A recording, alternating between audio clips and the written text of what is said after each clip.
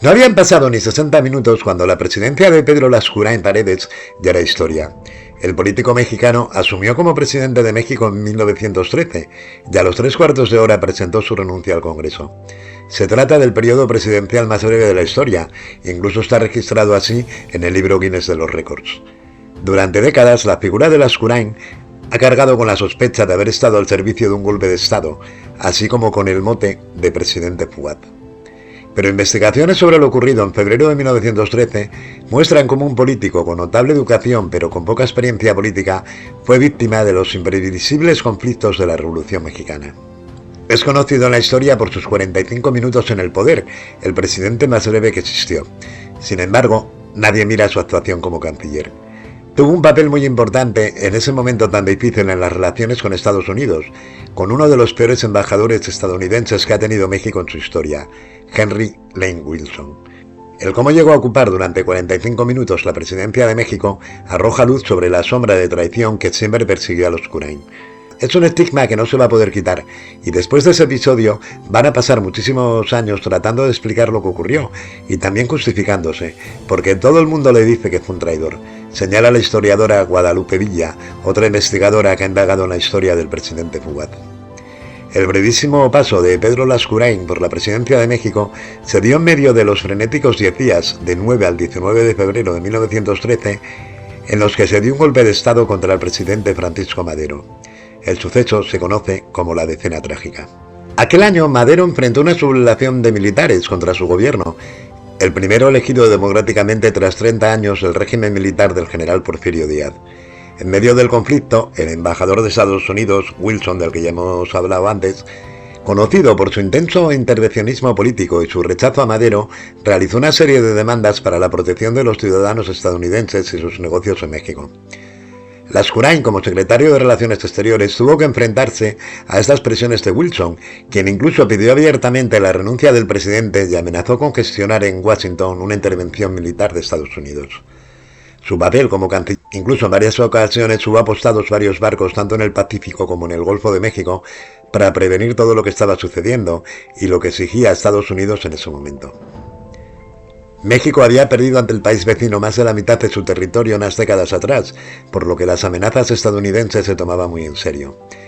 Cuando se viene la sublevación de febrero es cuando empiezan todas las amenazas de Wilson y todos los demás embajadores que estaban en México para obtener la renuncia del presidente como única manera de salvar la situación.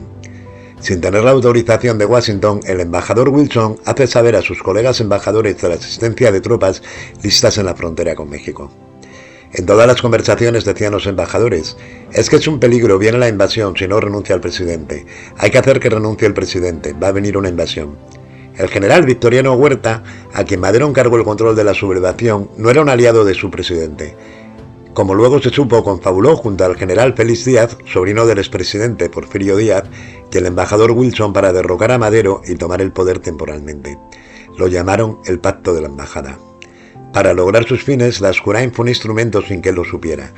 Y es que el 18 de febrero de 1913, en medio de los choques entre leales y sublevados, Madero y su vicepresidente José María Pino Suárez fueron aprehendidos por las fuerzas de Huerta. Convencido de que tenía todo en contra y su caída era inminente, al día siguiente el presidente redactó su carta de renuncia y le entregó al canciller Lascurain para llevarla al Congreso. A cambio pedía un salvoconducto para salir del país. La vida de Madero ya estaba comprometida, igual que la de Pino Suárez. Desde un principio estuvieron sentenciados a muerte, por más que hubiera promesas de Victoriano Huerta. Lascurain se dirigió al Congreso con la carta de renuncia de Madero y tras entregarla, como la Constitución indicaba entonces, a él le correspondía asumir el gobierno. Así fue como Lascurain se convirtió en presidente. Confiando en el acuerdo con Huerta, Lascurain designó al general sublevado como secretario de Gobernación, el siguiente funcionario en la línea de sucesión, y entregó su carta de renuncia en cuestión de 45 minutos. Huerta, en consecuencia, era el nuevo presidente. Nunca hubo salvoconducto ni garantías para el exilio de Madero y sus acompañantes. Él y Pino Suárez fueron asesinados el 22 de febrero a las afueras de la cárcel de Lecumberri, en una escena disfrazada de intento de fuga. Lascurain fue tildado de traidor a Madero y a la causa reformista. Es algo muy comprometido y hay muchos juicios encontrados. Hay quienes dicen que fue ingenuo, que el mismo embajador se aprovechó de él y de su buena fe, que fue un instrumento de Huerta. Lascurain fue consciente de la situación en la que estaba Desde el mismo momento en que redactó su carta de renuncia, en la que señalaba que de actuar de otra manera hubiera cooperado a futuras desgracias. Los acontecimientos a los que asistimos me han colocado en el caso de facilitar los medios para que dentro de la ley se resuelva una situación que de otro modo acabaría con la existencia nacional, decía Lascurain al referirse a la amenaza de invasión americana. Pero la documentación indica cómo el breve presidente de México se había caído en la desgracia. Llega Lascurain a su casa desesperado, desengañado, y escribe una carta de su puño y letra, diciendo: «Fui completamente engañado. Yo que de buena fe quise tratar de salvar al presidente y al vicepresidente, me engañaron totalmente».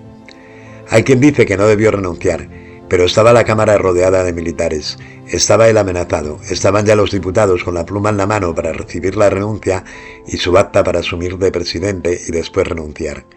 Todo estaba ya organizado.